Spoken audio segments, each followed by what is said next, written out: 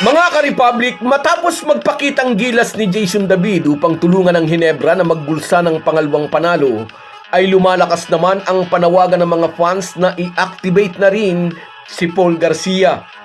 Nasasayang daw ang talent ni Garcia kung patuloy na buburuhin ng Gin Kings. More offensive options daw ang maibibigay nito kay Tim Cone. Kung may dalawang panalo na ang Ginebra, ang Talk and Text naman ay magtatangka pa lang na makapasok sa win column. Haharapin ng tropang 5G ang Phoenix.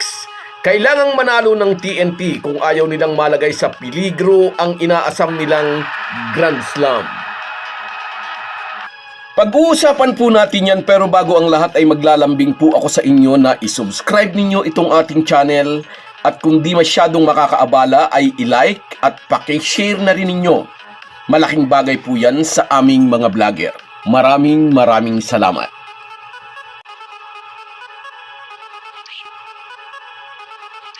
Mga ka-Republic, sa kabila ng dalawang dikit na talo sa pagsisimula ng All-Filipino Conference, ay upbeat pa rin ang mga fans ng Talk and Text. Nangyari na rin kasi ang ganito noong nakaraang conference, ngunit sa huli, napatunayan ng tropa ni Chot Reyes na kaya nilang mag-bounce back. Alam naman nating lahat, sila pa rin ang nag-champion sa Commissioner's Cup. Pumapabor pa rin daw sa TNT ang kanilang history, kaya buo pa rin ang loob ng kanilang mga fans. At mamaya, laban sa Phoenix, sisikapin ng tropang 5G na dagdagan ang kumpiyansa ng kanilang mga supporters. Hindi lang tiwala ng mga fans, kundi pati ang kumpiyansa ng buong kupunan. Kailangan na nila ang buena manong panalo para sa inaasam na Grand Slam. Ngunit haharap ang TNT sa isang kupunan na gusto ring umiwas na mabaon sa ilalim ng team standings. May 3 ng talo sa 4 na laro ang mga bataan ni Jamaica rin at gagawin nila ang lahat para talunin ang TNT. Maaalalang ang defending champion Meralco ang una nilang nabiktima. Kung nakaya nila ang Bolts, hindi imposible na matsambahan din nila ang Talk and Text. Ang problema nga lang sa panig ng Fuel Masters, siguradong handa na ang tropang 5G. Ngayong naipagpag na nila ang championship hangover, handa na sila sa mga darating na laban. Ipinakita naman ni Jason David ang pagiging handa ng tulungan niya ang Ginebra na patiklupin ang Northport Batangier.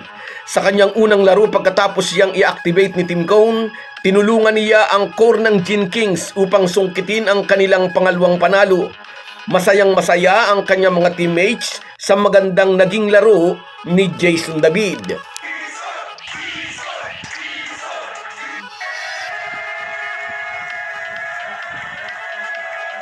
Maraming ginulat ang Kapampangan player at marami tuloy ang nagsabi dapat ay noon pa inactivate si David during the Commissioner's Cup Finals. Wala rin daw namang naitulong si LA Tenorio noong finals, tagapalakpak lang din lang daw ito.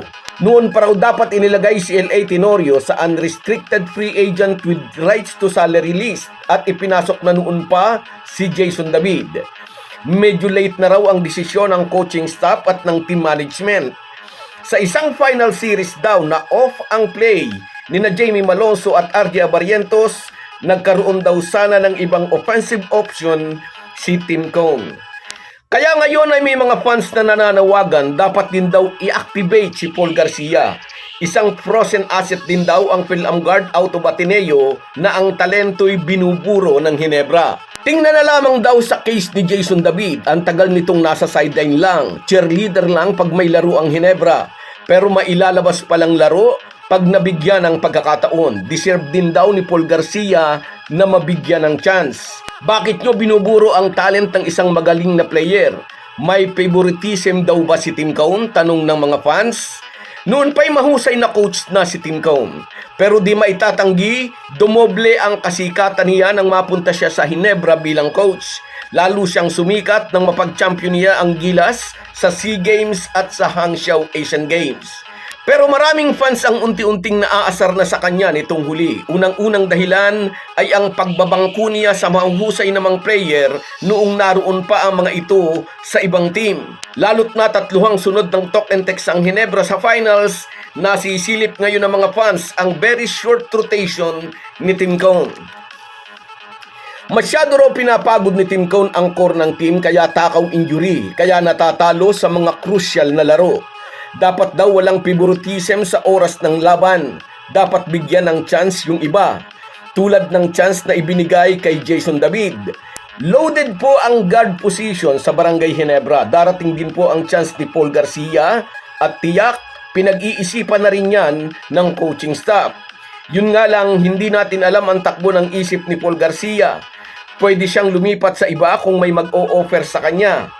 Malaya pong pumirma sa ibang team ang isang player na nasa unrestricted free agency with rights to salary. Pero Ginebra yan. Mahirap umalis sa pinakasikat na PBA team. So guys, yan lang muna. Hanggang sa muli. Kahit gaano po tayo kabisi, ay huwag po nating kalimutan ang ating buhay espiritual. Lagi po tayong magpasalamat sa bawat araw na dagdag sa ating buhay. Malaki po ang maitutulong ng pananalangin araw-araw. Isang paalala po mula sa inyong Halo Halo Sports Republic.